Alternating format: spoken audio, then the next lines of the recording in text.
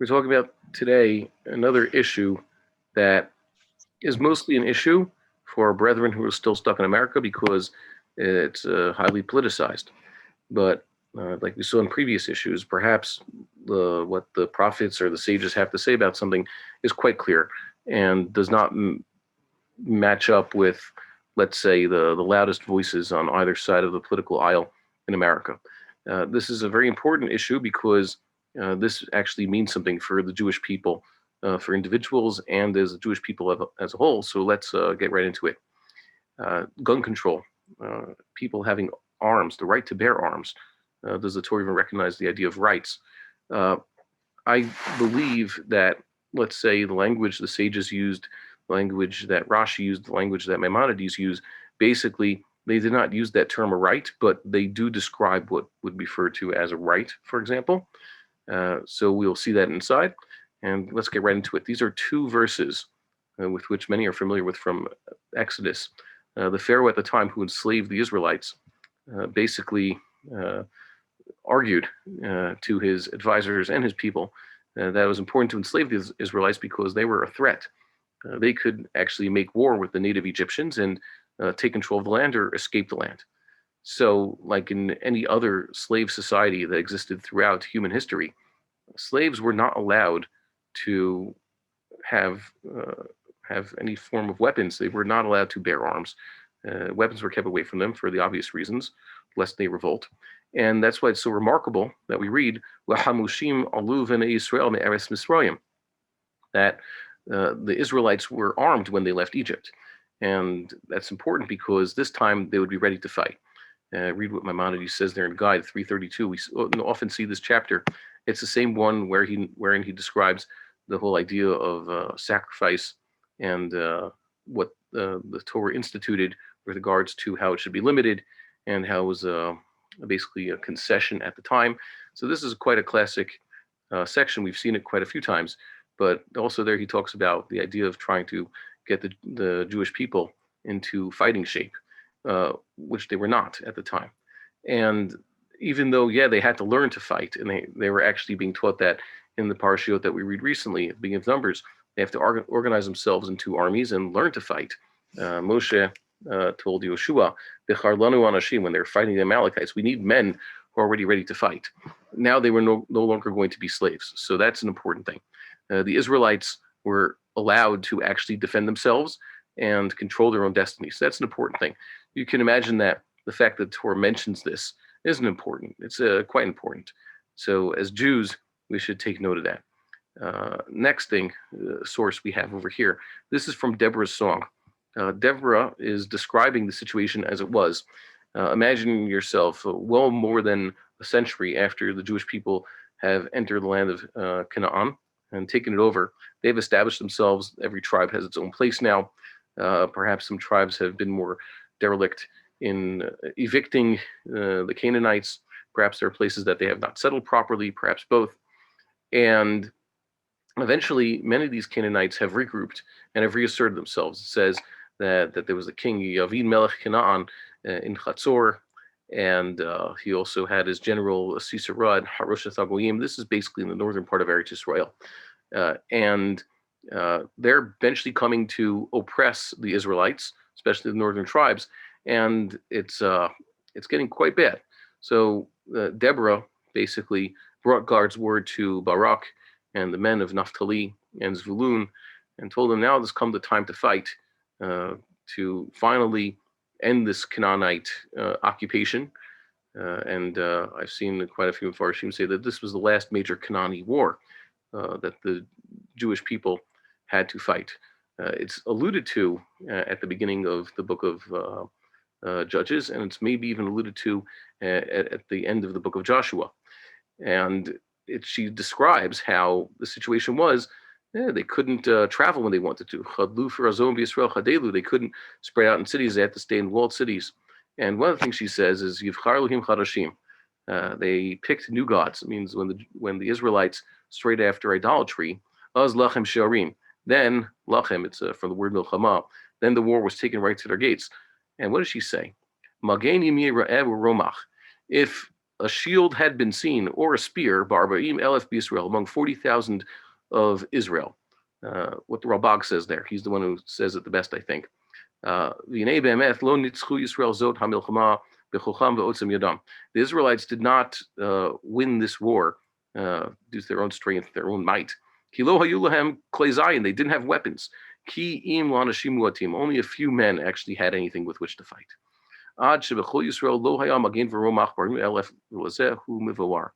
It was such, I guess this is a little bit of an exaggeration, but you had 40,000 Israelites and you had one spear and one shield. They were so unarmed.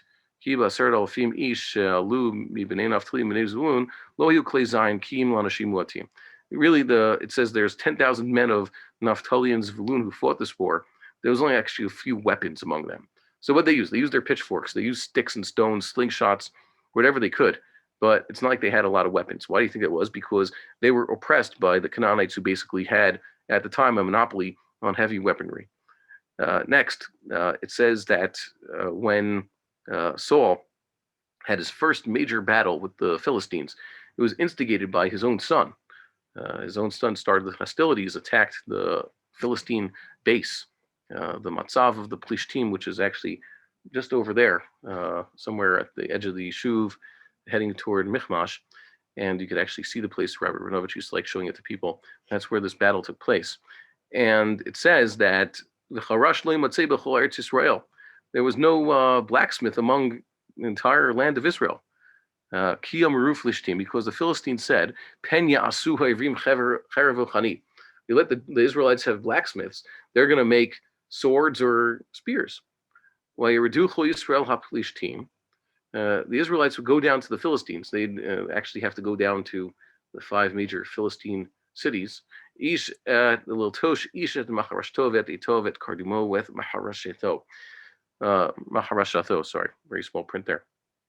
Each man to sharpen his pitchfork, his plow, his whatever else they were using there. All these other farm tools, I get them all confused usually, and this is sharpen his axe. Basically, if they wanted anything with which to do their agriculture, they actually had to go to these Philistine blacksmiths. This is a good word. What psira means. This is the price they have to pay, or the act of sharpening. They say a pim is basically 2/3 of a shekel.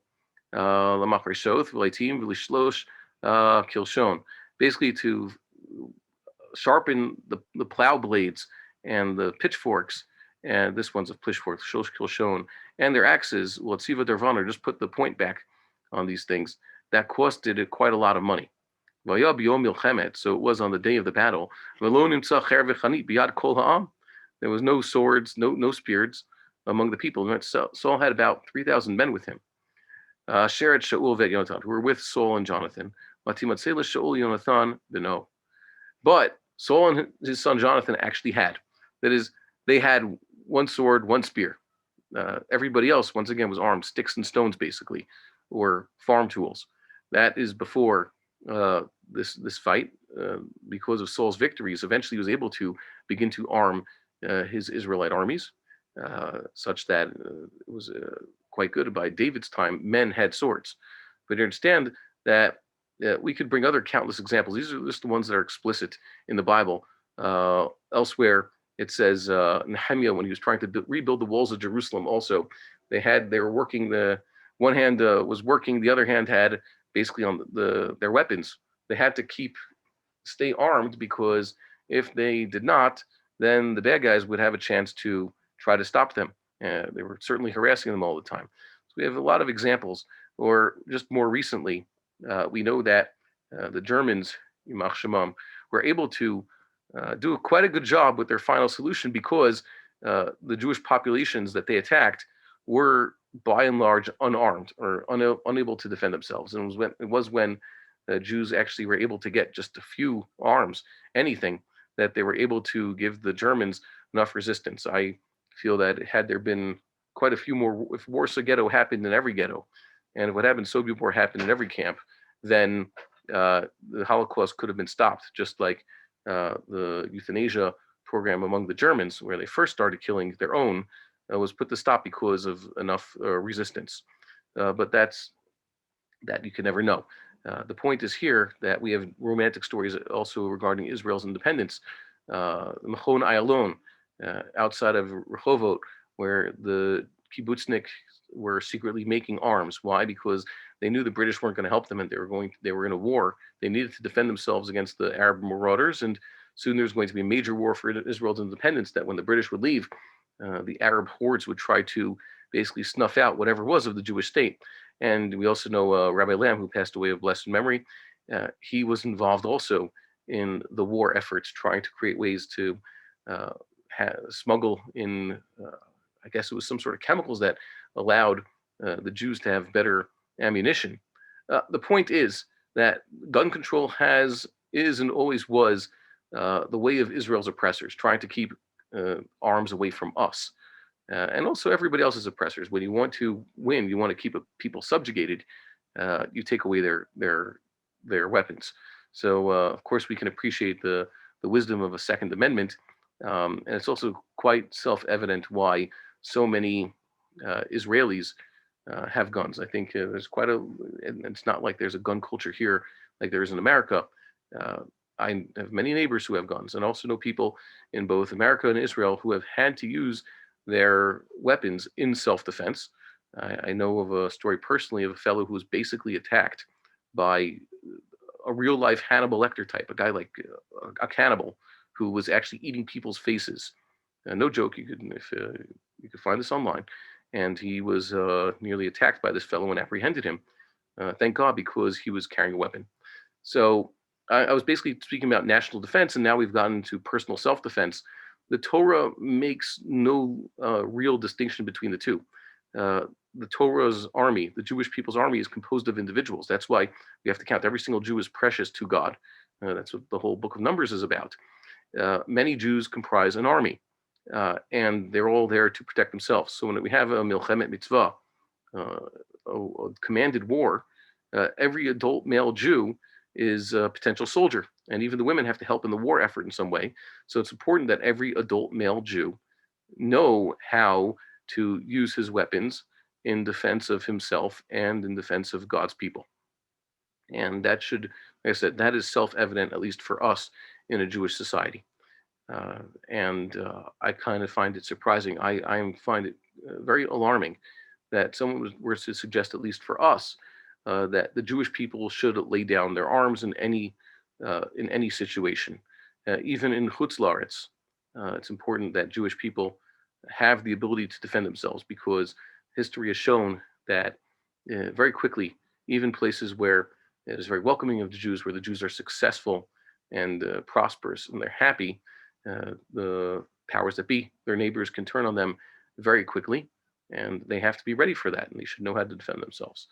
There is a principle laid out in the Midrash and in the Talmud: Habar lahorgecha hashkem v'harago. Someone comes to kill you, hashkem v'harago, preempt him. Hashkem means get up in the morning before him, kill him first. Or v'harot says laharago. Someone comes to kill you, so get there first to do it. That is based on an explicit description of a situation in the book of Exodus, also in Mishpatim, about a fellow who's basically a burglar.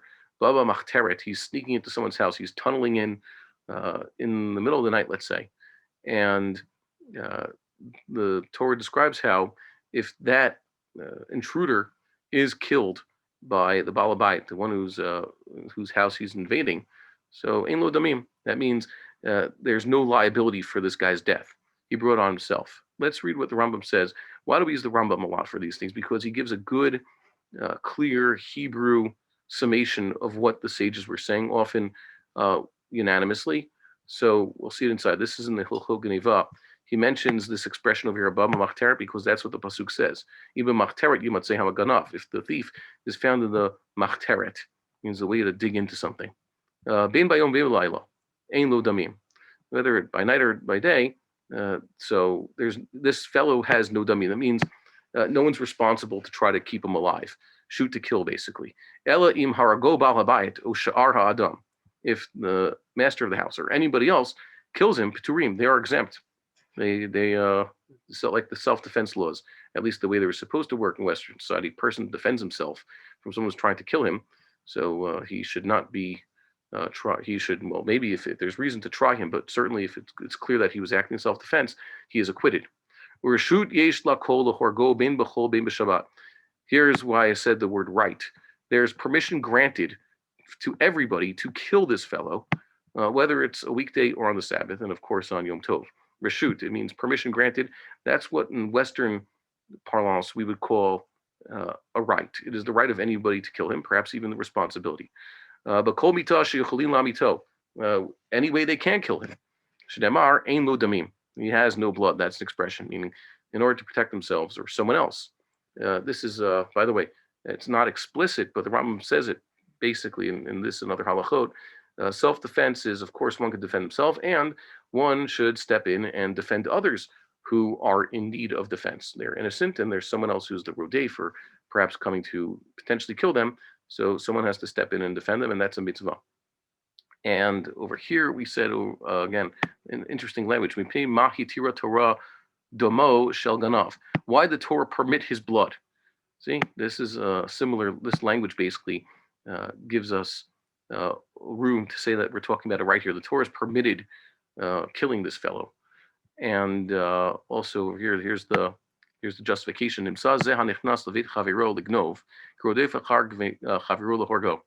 The person who enters someone else's domain, his house, so to speak, in order to steal, is like a pursuer in trying to actually kill him. Why? He's just trying to come in there, perhaps steal his precious mingvaz, as we mentioned. He knows that the guy went to ATM today and has a few $1,000 in his wallet. He just wants to steal his cash and get out of there. No, if he's sneaking in at night, he's probably there to fight. Why? Because he's going to stand up if the Balabayas tries to stop him. So they're come to blows. They're going to start shooting at each other. So we assume that what this fellow did is already a threat of lethal force. So they can defend themselves. They can even kill the person. And then there's the exception over here. If the guy's already fleeing, he's already on his way out. So now there's no threat anymore. So people are not supposed to kill him. Or if he's already caught, he's surrounded by witnesses. They all see this happening. The intruder is no longer a threat, at least to life and limb. So they can't kill him anymore. And over here, we're going to get into soon the halachot that we saw last week with regards to rodef, which Rambam has in the laws of Ritzicha and Shmirat HaNefesh. And that we saw why? Because we saw the case, basically an abortion is prescribed, not proscribed, but prescribed when the mother's life is in danger. And this is interesting because this is talking about crimes that have already been committed. And the only way to punish someone is through due process. But there is an occasion over here. What does it say? Someone who's pursuing someone else, even if the pursuer is a minor. And they're not supposed to assume that minors don't have, they're not really thinking, and they're not legally liable. All Israel are commanded to save the life of the one who's being chased from the pursuer, even by killing him. So you could say, well, by what right do we have to use lethal force? The answer is the Torah has commanded it. Yes, normally we only use lethal force against someone if he's committed a crime by he has to be convicted in the court of law, and that would only be the only reason or the only permission we have for killing him. But there's another time for killing a person. That is if he's about to cause the death of someone else, and that's very important. And by the way, a lot of times self-defense, we don't say, for example, well, the Ganef only showed up carrying a knife. Okay, he carries or some other unusual weapon. He's a samurai sword or nunchucks. There's some crazy people who carry around, or a battle axe, like that real life Hannibal Lecter fellow I mentioned. So we don't say that, okay, the Nirdaf or whoever's trying to save him has to match the force. He can't use more force than the one who's trying to kill him. That's ridiculous. It's because a person's trying to save himself. If he says, well, he has to make the calculation. What do I have? He has a samurai sword. I have a baseball bat and I don't know, some glass cups to throw at him. Is that good enough, or can I upgrade and try to find my own battle axe? No, you have even a submachine gun. I don't know guns that much. I don't know anything about caliber and all the different millimeters and all that. He say, well, a handgun is certainly better. Maybe I could even upgrade to if he's let's say an Israeli soldier, so he has a nice assault rifle. Are we going to say that no, that's too much force? No, of course not. He has to save his own life. If he has a cannon, he could use it. There is no such thing, and this should give people second thoughts by saying that okay, we should limit the type of arms a person could have, or what situations a person could do that. We are going to be bringing about people's deaths because they can't make these calculations in the heat of the moment. So there's over here. There is a case though that killing the pursuer is not always allowed if it's obvious that one could disarm him. If the pursuer is coming, let's say he is unarmed, he could do a lot of damage. Pretty much, he could, let's say, attack and strangle a person if he gets the jump on him. But if it's the middle of the night and now suddenly all the lights are on and the balabus has a gun and the pursuer basically has nothing, so he cannot just shoot to kill at that point. He has to disable him. But other than that, we are not allowed to kill someone. But if we have to, there's a mitzvah lo taseh shelo l'chus al nefesh harodeh. If you can't take pity on him and say, okay, maybe I won't. You have to save lives, and that's the important principle. So we could safely say here, based on all these halachot, which are worth reviewing, everybody should read them all themselves. We don't have time to go over them, of course, right now. That the Torah certainly wouldn't say that it's not within a Jewish person's right to have guns. As a matter of fact, it might even be better that Jewish people have guns. And we see from history that certainly our oppressors tried to take guns away from us just to oppress us. And the way we could stay a free and healthy people is by staying armed. Okay, that's enough for, let's say, an ideal Jewish society. But we don't live in the ideal Jewish society. And often Noahides, those people who are not Jewish, want to look to us and say, yeah, but how are we supposed to conduct ourselves? And the answer we can get by this segue we have here, the laws of, let's say, just keeping safe. This is later in Rotzeach and Shmir Nefesh. It's the latter chapters. It starts in the 12th chapter about keeping hazards away from, just from where they could cause harm. So over here, he talks about sticking a knife into an esrog, leaving it lying around. You have a knife stuck in your esrog in the kitchen. A person could somehow get stabbed by that or pricked by that. That's kind of dangerous. All these other dangerous things, walking on structures that are, or near structures that are perhaps weak, could fall on someone. All those things are forbidden. Basically, anything that's dangerous, danger to life and limb, it's forbidden for a person to put himself into those situations. And it's also forbidden to leave those types of situations around. The person should ameliorate those right away. And then he talks about Jews avoiding Gentiles, because the assumption was if you had certain hostile Gentiles, those types who, if they get a chance, they would kill Jews. Imagine, I don't know, perhaps maybe some time and place near to ourselves where that we would have a sufficient reason to believe that if a Jew were left alone among certain savage types, there's a good chance they would try to kill him. So he should not be left alone with there. And even though, Baruch Hashem, there's good places where you could go, you could be the only Jew in some airport in the middle of a European capital. In the olden days, you could have been fine. But as you know, there are some places where it's not the safest place to be a Jew. And we have too many unfortunate stories about that. So the Jews should not go there. And we hope that, these situations come up less, but that's why a Jew should be very careful. And Maimonides then says, it's based on the Gemara in Avodah Zarah, says we're not allowed to sell these hostile Gentiles weapons. You can't sell them klei milchama, means weapons of war. You don't sharpen any weapons for them. Don't sell them a knife or collars, basically things, restraints for people, kabalim, handcuffs, iron chains, and chains or anything else. These Indian ashashiot also used to restrain people. They don't sell them lions and bears or anything that could cause harm to the masses. You could sell them shields. See, tracing, that's a Mishnaic word for swords, for shields, taken from, I think, Latin or Greek. And those are just for protecting. So you could sell the Gentiles. You can't sell them handguns, but you could sell them bulletproof vests. And all this was on the assumption that you're dealing with these hostile types.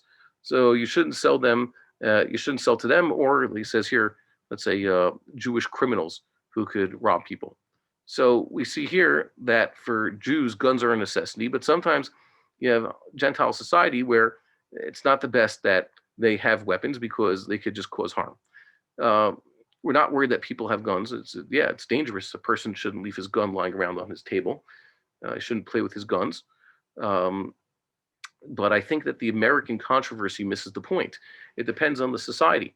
A society has to be such that you could trust that your neighbor is not going to turn his gun on you, and you're not going to turn your gun on the neighbor, and that you have the gun because uh, there's a social contract that these guns are there for a very specific reason. And we actually see that perhaps this social experiment hasn't worked. Just like nowadays, we're unfortunately seeing that certain isms from the 20th century that are doomed to failure, that have caused so much misery for people, uh, are now back in vogue. And people just want to try them again for whatever reason.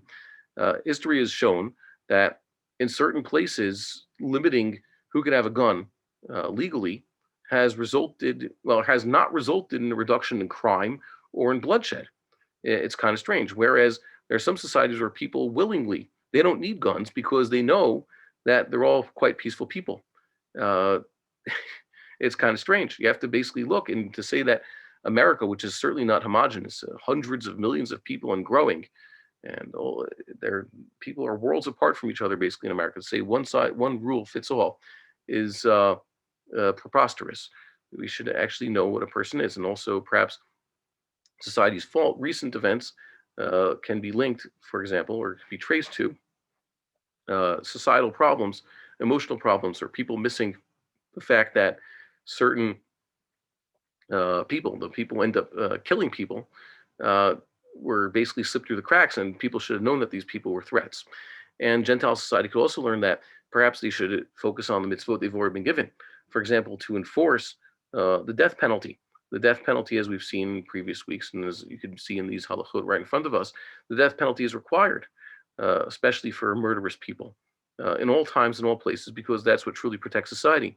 So when you have a society that doesn't enforce this death penalty, and there's basically no deterrence factor, and murderers are allowed to just walk around freely even after uh, serving nominal sentences, then they're going to have problems. The Torah doesn't tell them don't have guns. The Torah tells them to educate and to follow the laws that God gave them and to enforce these laws.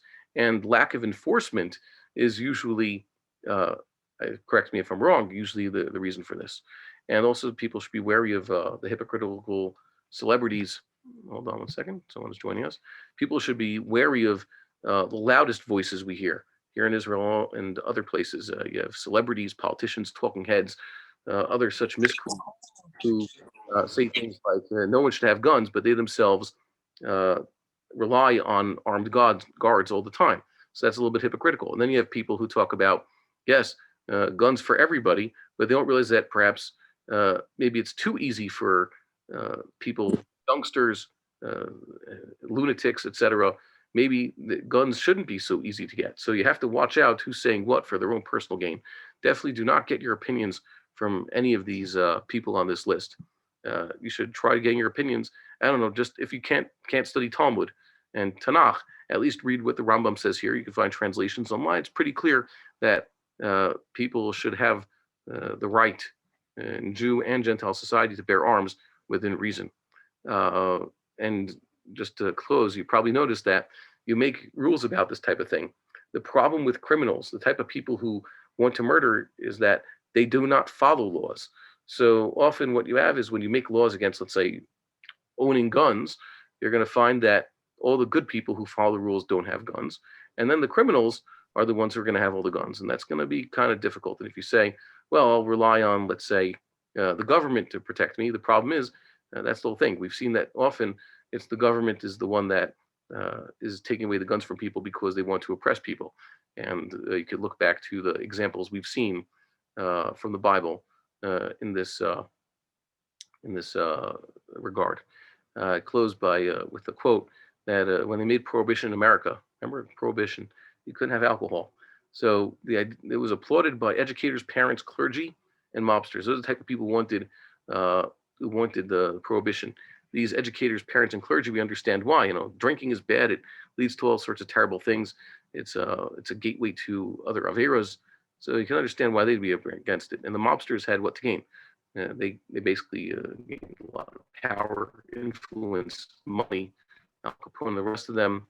So it was good for them too. So when you make a blanket prohibition of something like this, you have to watch out. Yes, I'm sure mothers would be much happier if no one had guns, but I also think the mobsters would be quite happy about that too. Closing with this, are there any questions? Let's see. We'll stop the share over here. No, we didn't get questions through the WhatsApp. So once again, don't forget to like, share, subscribe. We'll see you back next week. And we'll close with a prayer that we never have to take up arms again. In the olden days, the Jewish people had too many farm tools, and that's all they could do. Hold on, yeah, we'll take the question. In the olden days, they had to use their pitchforks. They had to turn their farm tools into weapons. And the messianic ideal, like Isaiah says, one day people will be beating all their swords into plowshares. We'll turn the weapons of war into tools of peace. And we hope that through the study of Torah, people will get there soon. Okay, yes, questions are there. You just have to send the question. The question was, can I ask a question? So. Thank you. Yeah, okay, please. Is there not another point in favor of the pro-gun idea, the Mishnah in Rosh Hashanah, that says that if they have to go to testify for the new moon on Shabbat, they can carry Klei Zayin with them? Yeah, Jews need to defend themselves. They're crossing over, and just as then there were parts of the northern land of Israel with hostile savages. They called them Samaritans back then. And the Samaritans nowadays they're not even enough they're not significant. But yes, the Torah assumes if you got to arm yourself to protect yourself. The Mishnah assumes that, yeah, 100%. There's quite a few more examples. I don't know the Mishnah by heart. And I'm sure that those listening at home could bring even more examples where the sages assumed that one, or recommended that one protect himself and take the necessary precautions. And what about, on the other hand, the Mishnah in Shabbat that says that Machloket Rabbi Meir Rachamim, that says that the guns are not considered clothes, so they cannot be carried on Shabbat? So they're not clothes. Of course, they're not clothes. You can't carry them on Shabbat. In, let's say, a formal setting, a person is safe. He's in a walled city. The city has guards. It's a peaceful place. It's a time of peace. There might not be a reason right now to be carrying a gun. So in that case, the Mishnah is being very clear. It's like carrying, and carrying is forbidden on the Sabbath, as you know, unless there's a real reason to do so, pikuach nefesh.